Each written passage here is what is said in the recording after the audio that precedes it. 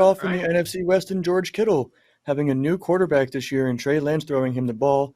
Kittle has had some injury history over the past couple of seasons. He's played a full season just once. I believe that was 2018. BetQL is banking on him staying healthy and also having another monster year. So, Jenks, love it or fade it, will George Kittle get over 1,000 receiving yards this season?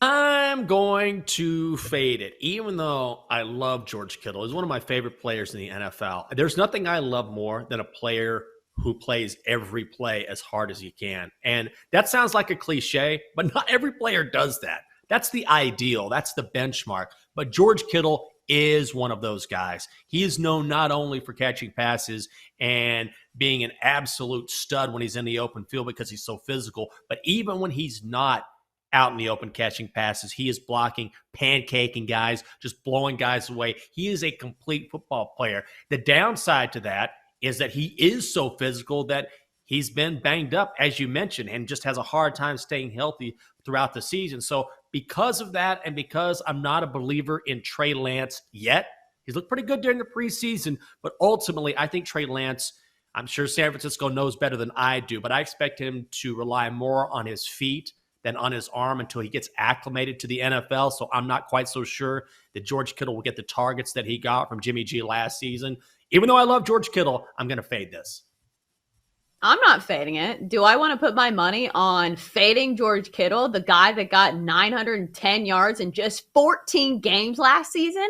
Because I know the concerns are, well, he has to play, 14 or 15 games to get this. But listen, when he's on the field, he is so, so good. He was Pro Football Focus's number one highest graded tight end when he was on the field. And in fact, he was the leader in yards per route run among all tight ends in the NFL. So when he's on the field, he's really good. And like I said, even in 14 games, he got 910 yards. So if he can even stay healthy for just a couple more games, I think this number is very gettable for one of the best tight ends in all of football. I don't think it really matters that Trey Lance is the quarterback now, because it's not like Jimmy Garoppolo was this passing maven that was piling up the yardage. So I'm not willing to fade him, but I also don't really want to bet money on him either, because then I will be, clenching my teeth as he goes down with yet another lower body injury. So it's kind of a stay away from me. I'm going to have to love this. I think with the young quarterback in Trey Lance, one that is also very mobile, he is going to be out of the pocket a lot more. And if a run isn't there or a pass isn't there, what better security blanket can you really ask for outside of George Kittle? Not only can he catch whatever pass you throw to him, he will get open, and he will mow down those defenders en route to a first down or a touchdown, whatever it may be. I find it very hard to believe that pretty much a rookie quarterback will not get his tight end, one of the best tight ends in the entire league, over 1,000 yards receiving. But moving over to a different tight end, one of the best tight ends in football, many may argue that he is, in fact, the best tight end in all of football. Travis Kelce, he has gone over 1,000 yards each of the past 6 seasons. He is missing a couple of his friends on offense, though, Tyreek Hill down in Miami, but that doesn't seem to be stopping BetQL's numbers. He and Patrick Mahomes are expected to continue doing great things. The simulation has Kelce reaching over 1,000 yards yet again with a total of over 1,100. So, Chelsa, love or fade it, will Travis Kelce eclipse 1,100 yards this season? If you've been fading Travis Kelce, you'd be living in a van down by the river, because he's hit this number in 6 straight seasons. And I know people are going to say, oh, well, he doesn't have Tyreek Hill. And I get it. These two kind of work in concert together, because one's the deep ball threat, one's the over the middle threat. But listen, you still have one of the best quarterbacks in the entire NFL and Patrick Mahomes. You still have one of the best offensive minds in the NFL in Andy Reid. Andy Reid knows that you get the ball to your best players on the offense. So why would I start fading Travis Kelce now? So the answer is no, I'm not taking the under. I'm going to go with the over on Travis Kelce. No way, man. No way. I'm going over here. I'm with you, Chelsea. I love this. Love it. Travis Kelce has been as good as it gets. And like you said, Matt, no signs of slowing down. Now, the one thing about the Chiefs that worries me, if you're looking at them as division favorites, and they are the favorites at BetMGM, is that I think they're going to miss Tyreek Hill more than we realize. And yes, they've supplanted him a little bit with Juju Smith-Schuster and Marquez Valdez-Scantling. That receiving crew doesn't necessarily scare me, but it does, at least in an Andy Reid offense, open up enough possibilities to keep defenses honest. And I think because of that, Travis Kelce will, again, have a huge year, even without Tyreek Hill to sort of, open up the field a little bit more. But ultimately, you got to trust Patrick Mahomes and Travis Kelce because they've gotten it done year after year after year after year. Tyreek Hill or no, I love this going over here. I think the absence of Tyreek Hill is another reason just to love this even more. I mean, every time you think Travis Kelce is not going to have a big game because he's going against the team with the best defense against receiving tight ends in all of football, he'll still put up like 25 fantasy points or something like that, score 2 touchdowns, 110 receiving yards. He is absolutely bananas, really. And with Tyreek Hill not being that guy that gets like 10, 11, 12 targets during the field and down in the red zone, I expect Travis Kelce to get more targets than he has in years past. And also, again, going back to that security blanket thing, Patrick Mahomes can be very elusive, and he is going to be looking for somebody open. And Travis Kelce is usually open because he's a freak of nature, and he will do Travis Kelce things, whether jump over somebody or run somebody over and score some touchdowns. So, yeah, I'm going to have to love that. Yeah, he was an anytime touchdown machine during the postseason, during the last few games of the regular season.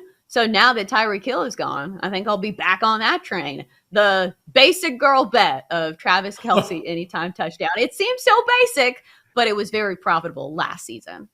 Chelsa, I can't wait until just a couple months from now, maybe not even 2 months from now, you'll be sipping on your PSL from Starbucks because you got to have your Starbucks every day, placing bets on your phone, not online, and on Travis Kelce. I can see it now. Listen, PSLs, anytime touchdowns by Travis Kelce, yeah, they're basic. And yeah, they're, predictable. But listen, these are stalwarts for a reason. Pumpkin spice things are amazing. Travis Kelce is amazing. So I know it's a basic handicap saying, well, Travis Kelce is going to score a touchdown. Oh, we needed an expert to come on and tell us that? Yeah, well, it's true. So I don't care. Well, if Travis Kelce and George Kittle are the pumpkin spice of the bunch, maybe this one will be the peppermint spice of the bunch. Not quite as good, kind of in the same area, but let's talk about Darren Peppermint Waller spice? staying in the AFC West. Hey, I don't drink coffee. I don't know. But Darren Waller, he's had some, yeah. He's had some pretty injury-prone seasons, Darren Waller has, but he did have 2 straight 1,000-yard seasons in 2019 and 2020. He has Devontae Adams coming to help him over in Green Bay, and also some more continuity with Derek Carr and the offense. He does have a new coach, though. But BetQL has Darren Waller only going for 847 yards in this offense. So, Jenks, love it or fade it. Is Waller's total going to be really this low? No, I'm fading this. I think Darren Waller is in for a massive year. I'm not worried about his injury history. He's ready to go. And I think the addition of Devontae Adams is just going to make it an even bigger year for Darren Waller. I don't put Derek Carr in the same category as a Patrick Mahomes, who we just talked about, or a Tom Brady or Aaron Rodgers or anything like that. But Derek Carr has been very, very good for this Raiders team. That's why he signed an extension. And I think he'll just continue that chemistry with Waller that we've seen over the past few years. I think this number is way too low. So I am fading this and going with the over. Yeah, I'm going with the over too. Maybe Darren Waller's not a pumpkin spice latte like Travis Kelce and George Kittle, but damn it, he's like a sweet cream cold brew or something equally delicious that maybe doesn't get the pub, because last season he only played in 11 games and still got 665 yards receiving. And honestly, I know a lot of people are saying, oh, well, they have Devontae Adams, now in that offense, who's going to be taking away some of those touches. But when an offense works better, you get more opportunity because the offense is going to be on the field even more. The Raiders had all sorts of problems in the red zone last season, so maybe Devontae Adams is good in that regard. But when it comes to the middle of the field, I still think that Darren Waller is going to get his touches if he can stay healthy. So I have enough faith in Derek Carr to get the ball to Darren Waller, who I think is one of the more underrated tight ends in the league, and I think that this one goes over. Yeah, I'm going to have to fade this. I think Darren Waller can end up being the top receiving tight end in all of football by the year's end.